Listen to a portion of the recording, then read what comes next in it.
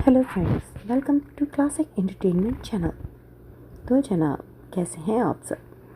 चंद दिन ही रह गए हैं, फिर तो ईद आने वाली है और ईद के मौके पर क्लासिक आपके लिए लाएगा बहुत सारे अच्छे अच्छे नावल और बहुत सारे सिलसिलेवार नावल्स जो मुकम्मल होने जा रहे हैं, जिनमें से एक है जुर्म मोहब्बत तहरीर तूबा कामरान।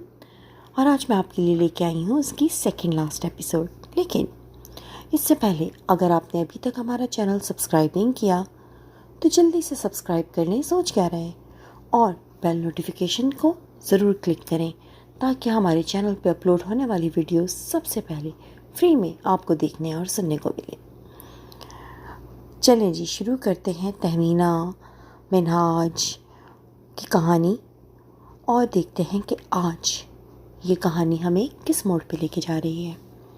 जुर्म मोहब्बत तहरीर Tuba Kamran, second last episode. Minhaj ने धीरे से सर उठाकर उसकी तरफ देखा। वो फटी फटी आंखों और बेयकीन तासुरात लिए उसको तके जा रही थी। तहमीना, उसने धीमे लहजे में पुकारा, यूं जैसे वो उसके अपने सामने होने का यकीन कर रहा हो। तहमीना, मुझे माफ़ कर दें। उसने लब कुचलते अपने सर को झुकाकर अपने दोनों हाथ जोड़ते हुए उससे माफ़ी मांगी, मगर वो हुनूस जो साकित खड़ी बेयकीनी लिए पथराई आंखों से अपने सामने खड़े उस इंसान को देख रही थी जिसकी खातिर उसने अपने माँ बाप को छोड़ा, जिससे उसने बेइंतहा मोहब्बत की और जिसने अपने माँ बाप का कत्ल किया चंद हज़ार के एवज़, और जिसने उसके मासूम बच्चों को पैसे के लिए बेच दिया और जिसको वो सिकंदर के कहने पे कई साल पहले मरा हुआ समझ चुकी थी। पथराई आंखों में नमी झलकी थी और फिर इसकी आंखों से आंसू बहकर उसके गाल को भिगो गया। मिनहाज जिंदा सलामत उसके सामने खड़ा हुआ था। तहमीना, प्लीज़ कुछ तो बोलें, मुझे माफ़ कर दें, मैं बहुत शर्मिंदा हूँ। जो कुछ भी मैंने किया उस सब पे माफ़ी का लफ्ज़ तो शायद बहुत छोटा है, मगर तुम वाकई मर जाते तो अच्छा था। क्यों वापस आए हो अब? उसके माफ़ी मांगने और अपने हक़ में सफाई देने पे उसके ज़ख्म ताज़ा हो गए थे। अपने मासूम बच्चों के चेहरे उसकी आंखों में घूम गए। वो बहते अश्कों के साथ सख्त लहजे में बोली, नहीं, फनकारी थी। मिनहाज ने नम आँखें लिए अपना झुका चेहरा उठाकर उसकी तरफ देखा जहाँ नरमी का कोई तासर नहीं था। प्लीज़ एक दफ़ा मेरी बात सुन लें, प्लीज़, उसने गोया इल्तिजा की। क्या सुनूं मैं? हाँ, क्या सुनूं? तुमने मेरी ज़िंदगी बर्बाद कर दी, मेरे मासूम बच्चों को बेच दिया और ख़ुद मुल्क से फ़रार होकर ये कहलवा दिया कि मर चुके हो, वो भी उस जलील और कमीने सिकंदर से जिसकी पहले रोज़ से ही मुझ पर नज़र थी। उस कमीने और जलील इंसान ने तुम्हारे हाथों सुल्तान भाई का कत्ल करवाया ताकि उसके लिए कोई मुश्किल खड़ी ना हो, फिर तुम्हें बर्बाद किया सिर्फ़ इसलिए कि वो मुझे हासिल करना चाहता था, और तुम बेवकूफ़ बनते उसकी चालों में आते चले गए। वाह मिनहाज, वाह! सारा अदब, लिहाज, मोहब्बत और इज़्ज़त कहीं जा सोई थी। उसके लहजे में सिर्फ नफ़रत बोल रही थी। आसिम माँ के चीखने पे उठ के बाहर आ गया। ये क्या कह रही हैं आप? सिकंदर के बारे में जानकर वो तो शदीद हैरान हुआ था। सच कह रही हूँ, जो कह रही हूँ। यकीन नहीं आता तो जाकर ख़ुद पूछ लो उससे। खैर, मुझे तुम्हारी शक्ल भी नहीं देखनी, दफ़ा हो जाओ यहाँ से। ज़ोर से उसके मुंह पे दरवाज़ा बंद करके वो अपनी पुश्त उससे टिकाए बैठती चली गई। आंसू एक बार फिर बहना शुरू हो गए थे। सिसकियों से रोते हुए अपना सर दरवाजे पे मारने लगी। अम्मी, क्या हुआ? कौन था बाहर? क्यों रो रही हैं आप? आसिम अपनी तकलीफ़ को परे धकेलता माँ के पास चला आया, जो दरवाजे के पास बैठी बेहद रो रही थी। तुम्हारा बाप आया था। अपने आंसू पोंछती वो उठ खड़ी हुई, लहजे में सख्त बेजारी थी। बाप मतलब? आसिम समझने से कासिर था। हाँ, मिनहाज, तुम्हारा बाप, जिसने सालों पहले तुम्हें तुम्हारे भाइयों को बेच दिया और ख़ुद मुल्क से फ़रार होकर कहलवा दिया था कि वो मर चुका है। वो वापस आया था मुझसे माफ़ी मांगने। उसको साथ लेकर चलते हुए वो उसी कमरे में आ गई। अम्मी, वो ज़िंदा है? उसकी हैरत दीद नहीं थी। हाँ, वो ज़िंदा है, मगर मेरे लिए मर चुका है वो शख्स। आंखों में नमी लिए उसने सर्द लहजे में कहा। माँ के यूं कहने पे वो बेबसी से उसको देख कर रह गया, मगर ان کو گھر کا ایڈریس کیسے معلوم ہوا؟ عاصم نے کچھ سوچ کر سوال اٹھایا۔ اس کے سوال پہ چند لمحوں کے لیے وہ بھی سوچ میں پڑ گئی، مگر جب بولی تو انداز میں بے حد برہمی تھی۔ پتہ نہیں، چھوڑو، مجھے اس شخص کا ذکر بھی نہیں سننا، بس دعا کرو وہ اب یہاں نہ آئے، ورنہ میں خود کو کچھ کر دوں گی۔ عاصم بستر پہ لیٹ کر ماں کو دیکھنے لگا، جس کے چہرے پہ اتنی سی دیر میں صدیوں کی تکن امنڈ آئی تھی۔ آپ کو کیا کہوں میں بابا، آپ نے بہت برا کیا، ہم سب کے ساتھ۔ دکھ سے وہ دل ہی دل میں ہم کلام ہوتا آنکھیں موند گیا، جبکہ تہمینہ دیوار سے اپنی پشت لگا کر بیٹھ گئی تھی۔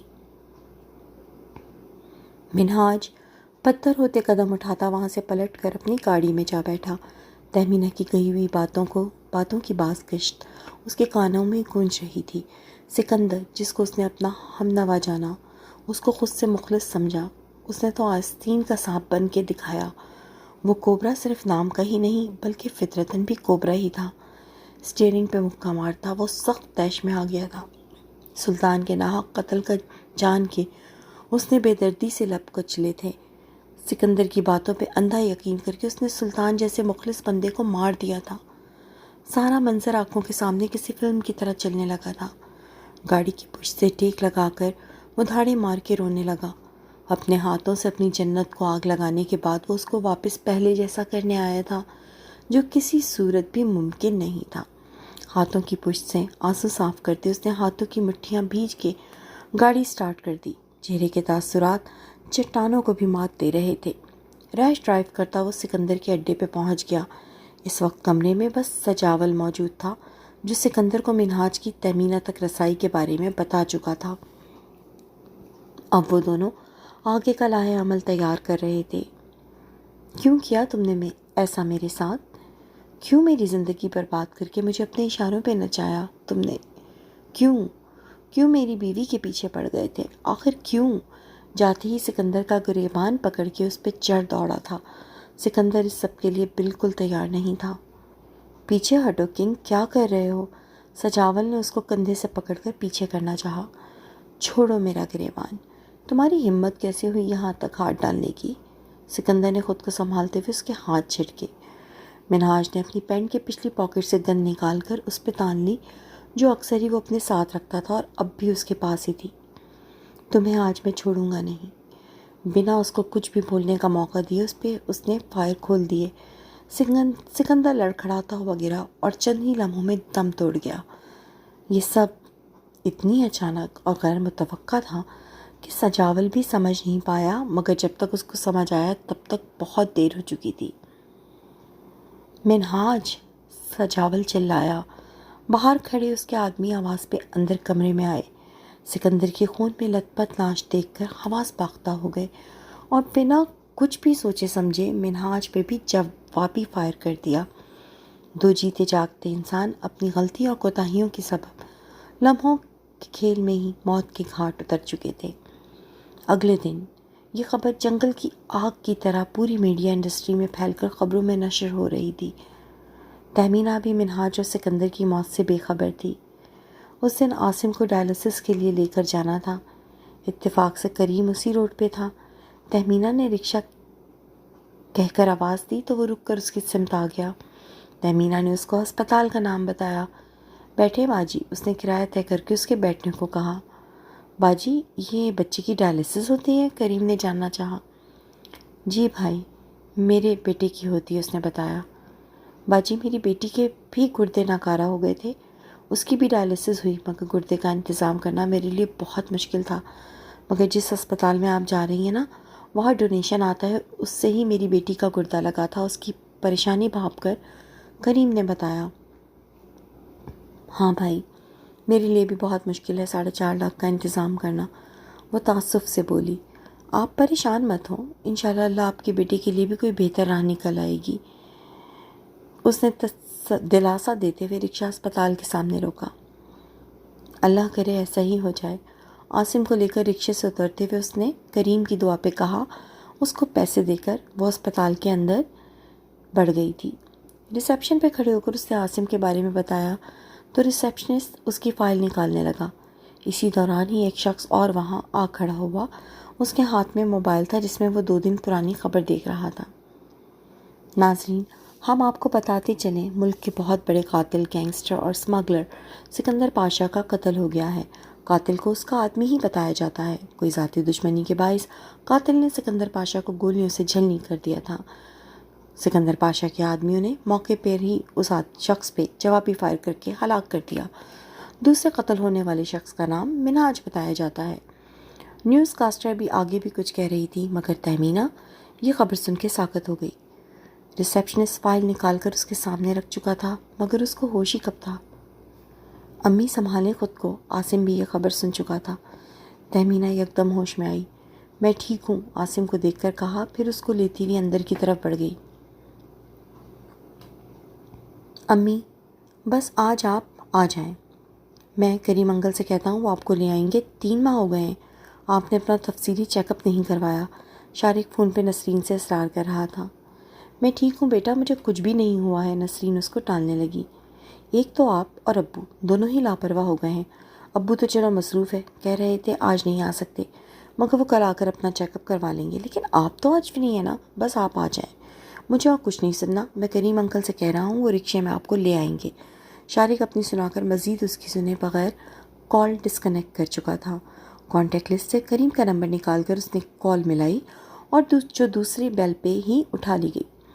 کریم انکل، آپ گھر سے امی کو لے آئیں یہاں، آج ان کا چیک اپ کروانا ہے۔ اس نے کریم کی کال ریسیو کرتے ہی مدعا بیان کیا۔ جی ٹھیک ہے، لے آتا ہوں، اس نے حامی بھرتے ہوئے کال ڈسکنیکٹ کی۔ آدھے گھنٹے بعد وہ شارق کے گھر کے باہر تھا۔ نسرین چادر اوڑھے تیار بیٹھی ہوئی تھی۔ اس کو معلوم تھا اس کا بیٹا اب اس کی نہیں سنے گا۔ کریم کے آتے ہی اس کے ساتھ رکشے میں بیٹھ کر اسپتال پہنچ گئی۔ دن کے 11 بجے کا وقت تھا۔ نسرین اسپتال پہنچ کر اپنا مکمل چیک اپ کروا چکی تھی۔ بس دیکھ لیا، کہہ رہی تھی نا میں، کچھ بھی نہیں ہے مجھے، بیکار میں پریشان ہوتے رہتے ہو۔ چیک اپ کروا کر شارق کے ساتھ باہر نکلتے ہوئے اس نے مصنوعی خفگی سے اس کو ڈپٹا۔ میری پیاری امی، آپ ایک ہی تو میری امی ہیں، اس لیے میں چاہتا ہوں آپ فٹ رہیں۔ اس کو کندھوں سے تھام کر وہ محبت بھرے انداز میں گویا ہوا۔ اچھا آپ بھجوا دو مجھے گھر، اس کی بات پہ وہ ہلکا سا مسکرائیں۔ جی، میں کریم انکل سے کہتا ہوں آپ تھوڑی دیر ویٹنگ روم میں بیٹھیں۔ اس نے ہاتھ کی انگلی سے ویٹنگ روم کی طرف اشارہ کیا، جس پہ وہ سر ہلاتی اس کی طرف بڑھ گئی۔ ویٹنگ روم میں بیٹھے ہوئے اس کے کانوں میں مستقل اس خبر کی بازگشت ہو رہی تھی جو اس نے یہاں آنے پہ سنی تھی، مطلب سکندر اور منہاج دونوں ہی مر چکے تھے۔ مگر اس کو اب کوئی فرق نہیں پڑتا تھا۔ منہاج زندہ بھی رہتا تو وہ ہرگز بھی کسی قاتل، اسمگلر اور پیسے کے پجاری کے ساتھ اپنی زندگی نہیں گزار سکتی تھی۔ کرسی سے اپنی پشت ٹکائے وہ اپنے خیالوں میں گم تھی۔ ایک آنسو اس کی آنکھ سے ٹپک کر بہہ نکلا تھا۔ اس نے اپنی پور سے آنسو پہنچا اور پھر سامنے لگی گھڑی میں ٹائم دیکھا جو 11 بجا چکی تھی۔ عاصم کا ڈائلسس کا وقت ختم ہو رہا تھا۔ اپنے خیالوں میں اٹھ کر وہاں سے باہر نکلنے لگی تھی جب ویٹنگ روم میں اندر آتی ایک عورت سے ٹکرائی۔ او معذرت، اس نے جلدی سے معذرت کی، مگر شناسائی کی ہلکی رمق نے اس کے بڑھتے قدموں کو روک لیا تھا۔ ویٹنگ روم کے اندر بڑھنے والے نسرین کے قدم تو آگے بڑھ چکے تھے، مگر تہمینہ جیسے وہیں اٹک گئی تھی۔ نسرین، کیا یہ نسرین ہے؟ اس نے زیر لب کہتے ہوئے جیسے خود کو یقین دلایا، پھر تیزی سے الٹے قدموں واپس پلٹ کر اندر کی طرف بڑھ کے اس کے پاس آ کر اس کا کندھا ہلایا۔ وہ جو اندر بیٹھنے کے لیے جگہ تلاش کر رہی تھی ایک دم پیچھے مڑی۔ تم نسرین ہو نا؟ اس نے جگہ کا دھیان کیے بغیر بے یقینی سے پوچھا۔ نسرین نے اس کے پوچھنے پر اچنبھے سے اس کو دیکھا۔ جی میں نسرین ہوں، مگر آپ کون؟ وہ شاید اس کو پہچانی نہیں تھی۔ نسرین مجھے معاف کر دو، میں تمہاری گنہگار ہوں۔ میں نے تم پہ چوری کا جھوٹا الزام لگایا تھا، مجھے اس کی بھی بہت بڑی سزا ملی ہے، مجھے معاف کر دو پلیز۔ اس کے اقرار پہ تہمینہ بے اختیار ہو کر اس کے آگے ہاتھ جوڑ گئی۔ اس کی آنکھوں سے آنسو بہہ کر اس کے چہرے کو بھگو رہے تھے۔ وہاں بیٹھے لوگ مڑ مڑ کے ان دونوں کو دیکھنے لگے تھے۔ نسرین بھی یوں اچانک غیر متوقع صورتحال پہ بوکھلا گئی تھی۔ پلیز یہ ہاتھ مت جوڑو، اچھا تو رو مت، آؤ بیٹھو۔ تہمینہ کی یوں معافی مانگنے پہ نسرین کے ذہن میں وہ لمحہ دوڑ گیا، اس کو بھی سب یاد آ گیا تھا۔ اس نے گہرا سانس بھرتے اس کے جڑے ہوئے ہاتھوں کو تھاما۔ تم مجھے معاف کر دو، میری اذیت کچھ تو کم ہو، اس نے ایک بار پھر روتے ہوئے التجا کی۔ اتنی دیر میں نسرین کے موبائل پہ شارق کی کال آنے لگی۔ اس نے ریسیو کی تو شارق نے اس کو باہر آنے کو کہا، جس پہ وہ 2 منٹ کا کہہ کر کال اختتام کر گئی۔ میں نے تمہیں معاف کیا، مجھے تو کوئی شکایت نہیں تم سے، جو بھی ہوتا ہے اچھے کے لیے ہوتا ہے۔ میں وہاں سے نکلی تو میری قسمت ہی بدل گئی۔ اس کے ہاتھ پہ اپنا ہاتھ رکھ کے پورا اعتماد لہجے میں بتایا، پھر ایک دم یاد آنے پہ پوچھنے لگی، ویسے تم یہاں کیسے؟ جس پہ تہمینہ نے اس کو عاصم کے بارے میں بتا دیا۔ اوہ اچھا، چلو تم پریشان مت ہو، میرا بیٹا یہاں اکاؤنٹنٹ ہے، اس کے پاس ڈونیشن کی رقم آتی ہے، رقم کے انتظام کے لیے پریشان مت ہونا، اس نے تسلی آمیز لہجے میں کہا۔ تہمینہ ممنون نگاہوں سے اس کو دیکھتی رہ گئی۔ اس نے کتنا غلط کیا تھا اس کے ساتھ، اور کتنا بڑا ظرف تھا اس عورت کا، وہ سوچے گئی۔ نسرین اس کو الوداع کہہ کر باہر نکل گئی۔ وہ بھی وہاں سے اٹھ کر عاصم کے کمرے کی جانب بڑھ گئی۔ آج نسرین سے معافی مانگ کے اس کے دل پہ بڑا بھاری بوجھ ہلکا ہو چکا تھا۔ عاصم کی ڈائلسس ہوتے 2 ماہ گزر چکے تھے، مگر ابھی تک ڈونر کا انتظام نہیں ہو سکا تھا۔ ڈاکٹر بار بار کہتے تھے کہ جلد از جلد ڈونر کا انتظام کریں، مگر اس کے لیے تو یہ سب بہت مشکل تھا۔ لیکن اللہ کی ذات سے امید تھی کہ جس نے یہ مشکل دی ہے وہ راحت بھی دے گا۔ نسرین گھر آ کر اس سب کے بارے میں سوچنے لگی۔ اس نے گھر جاتے ہی شارق کو فون کر کے کہہ دیا تھا کہ جیسے ہی ڈونیشن آئے وہ عاصم کے لیے گردے کا انتظام کرے۔ عابد صاحب سے اس بارے میں کوئی تفصیلی بات نہیں ہوئی تھی، اس لیے ان کو بس اتنا پتہ تھا کہ نسرین کی کوئی جاننے والی ہے جس کے بیٹے کا گردہ لگنا ہے۔ 1 ہفتے بعد ہی ڈونیشن آ چکا تھا، جس سے عاصم کے لیے ڈونر کا انتظام ہو گیا۔ اس کے ٹیسٹ وغیرہ ہوئے، ہر طرح کی تسلی کرنے پہ اگلے 1 ہفتے بعد اس کا آپریشن تھا۔ اس روز نسرین بھی وہاں موجود تھی۔ وہ تہمینہ کے ساتھ قدم بہ قدم کھڑی اس کو حوصلہ دے رہی تھی۔ تہمینہ اس کو اپنے ساتھ کھڑا دیکھ کر اس کی بہت شکر گزار تھی۔ جس طرح تم میرا ساتھ دے رہی ہو، مجھے سمجھ نہیں آ رہا کس طرح تمہارا شکریہ ادا کروں، عاجزی سے کہتے ہوئے اس کی آنکھیں نم ہو گئیں۔ اس میں شکریہ کی کوئی بات نہیں، انسانیت اور احساس کا رشتہ بہت بڑا ہوتا ہے دنیا میں، اور اسی کے ناطے اگر ہم کسی کی مدد کر دیں تو اس میں کوئی بڑی بات نہیں۔ اس نے سہولت سے اس کی بات کی نفی کی، جس پہ وہ ایک بار پھر شرمندہ ہو گئی۔ مگر میں اب بھی سوچتی ہوں تو مجھے بہت شرمندگی ہوتی ہے کہ میں نے… بس کرو نا، پرانی باتیں یاد کر کے سوائے اذیت کے کچھ بھی حاصل نہیں ہوتا، اس لیے چھوڑ دو۔ بلکہ میں تو خود کو بہت خوش قسمت سمجھتی ہوں کہ اگر میرے ساتھ وہ سب نہ ہوتا تو میری زندگی اتنی خوبصورت نہ ہوتی۔ مجھ سے اگر قسمت نے کچھ لیا تھا تو بہت کچھ مجھے دیا بھی ہے، اس لیے تم اس گلٹ سے نکل آؤ کہ تم نے کچھ برا کیا میرے ساتھ۔ اور ہاں، میری بیٹی کی شادی ہے 3 ماہ بعد، تو تم بھی اپنے بیٹے کو لے کر ضرور آنا۔ ویسے تو میں خود آؤں گی اپنے شوہر کے ساتھ تمہیں کارڈ دینے، مگر پہلے سے کہہ رہی ہوں کہ تم نے لازمی آنا ہے۔ اس نے موضوع بدلتے ہوئے اپنے بیٹی کی شادی کا ذکر چھیڑ دیا، ساتھ ہی اس کو آنے کی بھی تلقین کی۔ بہت مبارک ہو، اللہ خوش رکھے، اس نے مسکراتے ہوئے دل سے دعا کی۔ آمین، مگر تم آ کر دعا دو گی تو مجھے زیادہ خوشی ہوگی۔ کوشش کروں گی، اس نے ٹالنا چاہا۔ کوشش نہیں، تم نے آنا ہے بس۔ اچھا چلو کچھ کھا لو، تم نے صبح سے کچھ نہیں کھایا۔ نسرین نے تھوڑی ضد کرتے ہوئے اس کو کھانے پہ زور دیا۔ نہیں، مجھے ابھی بھوک نہیں ہے، اس نے انکار کیا۔ دیکھو، ایسے کرو گی تو تم خود بھی بیمار ہو جاؤ گی، پھر بیٹے کو کیسے سنبھالو گی؟ نسرین نے اس کے کندھے پہ ہاتھ رکھ کر اس کو سمجھانا چاہا۔ میرا بیٹا ٹھیک تو ہو جائے گا نا؟ تہمینہ نے گلو گیر لہجے میں پوچھا۔ ہاں، انشاءاللہ ٹھیک ہو جائے گا، اس نے تہمینہ کے کندھے پہ ہاتھ رکھ کر پورا امید ہوتے ہوئے تسلی دی۔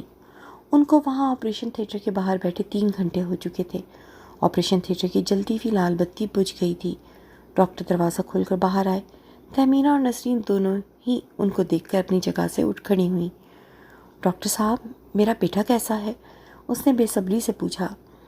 جی شکر ہے، آپریشن کامیاب ہو گیا، بس ابھی وہ بے ہوش ہیں، انشاءاللہ جلد ہی ہوش میں آ جائیں گے، ہم ان کو روم میں شفٹ کر دیں گے، پھر ہوش میں آنے کے بعد آپ کو بتا دیا جائے گا تو آپ ان سے مل لیجئے گا، ڈاکٹر نے پیشہ ورانہ مسکراہٹ سے کہا۔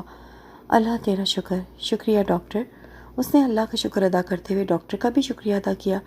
ڈاکٹر سر ہلاتا ہوا وہاں سے چلا گیا۔ مبارک ہو، تمہارے بیٹے کا آپریشن ہو گیا، نسرین نے اس کو گلے لگاتے ہوئے مبارکباد دی۔ خیر مبارک، اس نے آنسو پوچھتے ہوئے مبارکباد وصول کی۔ چلو اب کچھ کھا لو تم، اس نے پھر اصرار کیا، جس پہ اس نے سر کو خم کیا۔ تم بیٹھو، میں تمہارے کھانے کے لیے کچھ لاتی ہوں، اور اپنے شوہر کو بھی بتا دوں۔ وہ کہہ رہے تھے کہ جب آپریشن ہو جائے اس بچے کا تو مجھے بتا دینا، میں ملنے آؤں گا اس بچے سے۔ وہ بینچ سے اٹھ کر بولی، پھر ہاتھ میں پکڑے فون سے عابد صاحب کو کال ملا دی جو انہوں نے چند بیلوں پہ ریسیو کر لی۔ سلام کر کے اس نے عاصم کے آپریشن ہونے کی خبر دی، جس پہ انہوں نے کہا 1 گھنٹے تک پہنچوں گا۔ شارق بھی وہاں آ کر تہمینہ کو عاصم کے آپریشن کی کامیابی کی مبارکباد دینے لگا۔ بیٹا تم کینٹین سے کچھ کھانے کے لیے لا دو، اس نے صبح سے کچھ نہیں کھایا ہوا۔ عابد صاحب سے کال پہ بات کرنے کے بعد وہ شارق کی جانب مڑی۔ جی میں لا دیتا ہوں، آپ بیٹھے ہیں۔ وہ حامی بھرتا ہوا وہاں سے کینٹین چلا گیا۔ آدھے گھنٹے بعد عاصم کو ہوش آیا تو نرس نے باہر آ کر اس کو بتا دیا۔ کچھ دیر بعد عاصم کو روم میں شفٹ کر دیا گیا۔ تہمینہ بیٹے سے ملنے کے لیے بے صبری سے اس کمرے کی جانب بڑھ گئیں۔ کیسا ہے میرا بیٹا آپ؟ اس کے ماتھے پہ پیار کرتے ہوئے اس نے پوچھا۔ بہتر ہوں امی، آپ نے کچھ کھایا؟ اس نے ناقاہت زدہ لہجے میں فکر مندی سے ماں سے پوچھا۔ تم ٹھیک ہو جاؤ گے، میں بھی کھا لوں گی۔ اس کے ہاتھ کو اپنے ہاتھ میں لیتے ہوئے وہ اس کے بیڈ کے پاس رکھے اسٹول پہ بیٹھ گئیں۔ نسرین بھی اندر کمرے میں آ گئی تھی۔ آنٹی یہ لیں، آپ یہ کھا لیں۔ شارق نے کمرے میں داخل ہو کر اس کی طرف برگر بڑھایا۔ شکریہ۔ تہمینہ نے شکریہ ادا کر کے ایک ٹکڑا منہ میں رکھا۔ اتنے میں شارق کے موبائل پہ عابد صاحب کی کال آنے لگی۔ جی ابو، پر فرسٹ فلور پہ دائیں طرف دوسرا کمرہ ہے، شارق نے ہدایت دی۔ ابو آ گئے ہیں، اس نے کال ڈسکنیکٹ کر کے ماں کو بتایا۔ تہمینہ اس کے والد کا سن کر اپنی چادر ٹھیک کر کے اوڑھنے لگی۔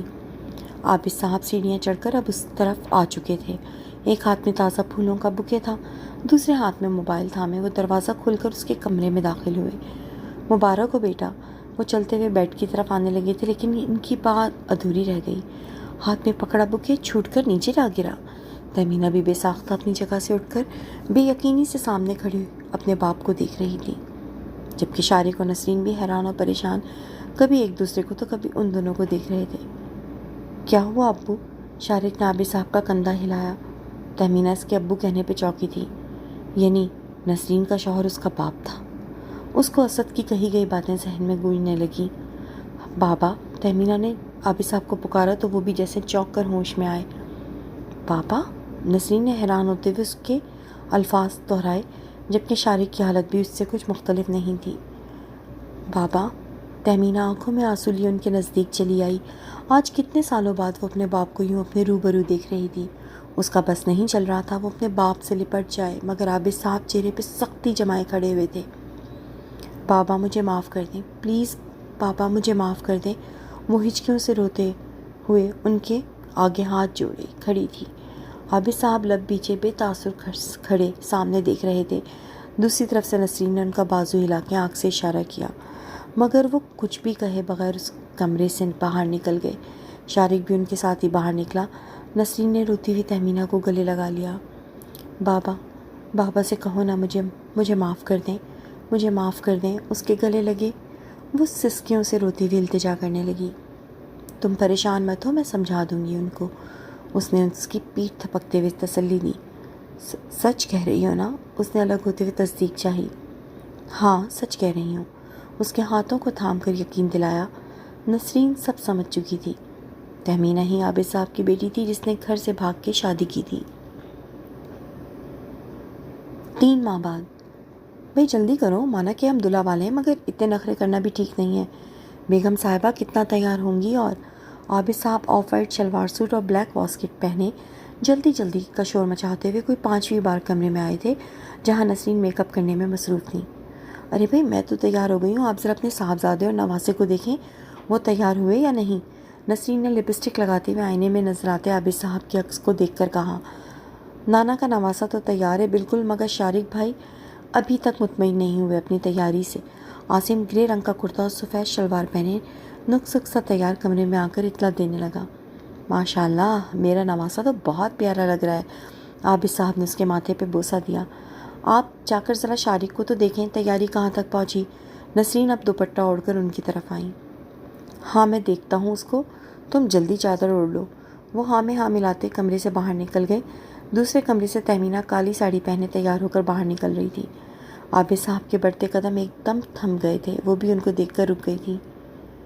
اچھے لگ رہے ہیں بابا، وہ دھیرے دھیرے چلتی ہوئی ان کے نزدیک آئی۔ تم بھی اچھی لگ رہی ہو، انہوں نے اس کے سر پہ ہاتھ رکھا۔ اس کی آنکھیں پھر ایک دم نم ہونے لگی۔ بابا مجھے معاف کر دیا نا آپ نے دل سے؟ اس نے نم آنکھوں سے پوچھا۔ ماں باپ اپنی اولاد کی بہتری کے لیے ہی کرتے ہیں جو بھی کرتے ہیں، اور اولاد ان کو اپنا دشمن سمجھ کر خود ہی بڑے بڑے فیصلے کر لیتی ہے۔ تم نے جو کیا اس کا پھل پا لیا، میں نے تمہیں معاف کر دیا۔ اس کو خود سے لگاتے ہوئے وہ اتنے عرصے میں پہلی بار یوں بات کر رہے تھے۔ نسرین نے ان کو بہت سمجھایا تھا، شارق نے بھی ماں کا ساتھ دیتے ہوئے ان کو ہر طرح سے قائل کرنے کی کوشش کی تھی۔ ان دونوں کے سمجھانے اور قائل کرنے کا اثر تھا جو وہ تہمینہ کو معاف کر کے اپنے گھر لے آئے تھے۔ ان کی آغوش میں آ کر اس کو سکون مل رہا تھا، جیسے کسی تیز دھوپ میں کھڑے رہنے والے کو گھنے پیڑ کے سائے میں آ کر ملتا ہے۔ ارے بھائی، ہم رخصتی کروا کر لا رہے ہیں، رخصت نہیں کر رہے۔ نسرین، شارق اور عاصم تینوں باہر آ چکے تھے، اور یہ جذباتی سین دیکھ کر ان تینوں کی آنکھیں بھی نم ہو گئی تھیں۔ جب ہی نسرین نے اس سوگوار ماحول کو ختم کرنے کے لیے ہلکے پھلکے انداز میں کہا، جس پہ وہ دونوں بھی الگ ہو گئے۔ شارق نیوی بلو کامدار شیروانی اور ڈل گولڈن کلا پہنے دلہا بنا بہت اچھا لگ رہا تھا۔ چلیں ابو، دیر ہو رہی ہے، شارق نے مسکراتے ہوئے عابد صاحب سے کہا۔ ہاں، برخوردار کو بہت دیر ہو رہی ہے، عابد صاحب اس کو چھیڑنے لگے، جس پہ سبھی ہنس دیے، جبکہ شارق چھیپ کر گردن جھکا گیا۔ ایک دوسرے کے ہمراہ وہ لوگ گاڑی میں بیٹھ کر ہال جانے کے لیے نکل گئے۔ خالد کی فیملی بھی وہاں پہنچ چکی تھی۔ اسما کی رخصتی ایک چھوٹے سے ہال میں رکھی گئی تھی۔ تھوڑے مہمانوں کی موجودگی میں سب کی دعاؤں کے زیر سایہ وہ شارق کے سنگ رخصت ہو گئی تھی۔ زلیخا اور کریم نے اللہ کا شکر ادا کیا جس نے ان کی زندگی میں خوشیوں بھرا وقت دکھایا تھا۔ انسان کی زندگی میں آزمائشیں آتی رہتی ہیں۔ اللہ کی طرف سے آئی ہوئی آزمائش میں انسان پورا اتر جائے تو اللہ اس کی تمام مشکلیں حل کر کے اس کو وہ سب عطا کرتا ہے جس کا انسان کبھی سوچتا بھی نہیں ہے۔ اللہ تو دینے پہ قادر ہے، اس کے خزانوں میں کوئی کمی نہیں۔ وہ فرماتا ہے، تم میرے تھوڑے دیے پہ راضی ہو جاؤ، میں تمہارے تھوڑے کیے پہ راضی ہو جاؤں گا۔ تو جناب، آج کے لیے بس اتنا ہی۔ ویسے خاصی طویل قسط تھی آج کی۔ اب آگے کیا ہوگا؟ کہانی اپنے اختتام پہ ہے، آخری قسط آنے کو ہے، اور مجھے پتہ ہے کہ آپ سب کو بے چینی سے شارق اور اسما کے سینز کا انتظار ہے۔ ظاہر سی بات ہے، پوری ناول کا سب سے ینگ کپل شارق اور اسما کا ہی ہے۔ تو انشاءاللہ تعالی جلد ملیں گے آخری قسط کے ساتھ، جو کہ ہوگی دھماکہ خیز۔ توبہ نے بہت محنت سے یہ ناول لکھا ہے، بہت خوبصورت ناول ہے، اور یہ ناول اس سے پہلے کلاسک ڈیجیٹل لائبریری پہ مکمل موجود تھا۔ آپ کے لیے ہم اس ناول کو یہاں پہ لے کے آئے ہیں، تو اب آپ کا فرض بنتا ہے کہ اس کو لائک کریں، چینل کو سبسکرائب کریں، اور توبہ کے اس ناول کے لیے بڑے زبردست خوبصورت سے کمنٹ چینل میں کمنٹ سیکشن میں ہمیں دیجیے، تاکہ اس سے ہماری پیاری سی رائٹر کا حوصلہ بڑھے۔ جلد ملیں گے آخری قسط کے ساتھ، تب تک کے لیے خوش رہیے اور دعاؤں میں ہم سب کو یاد رکھیے۔ اللہ حافظ۔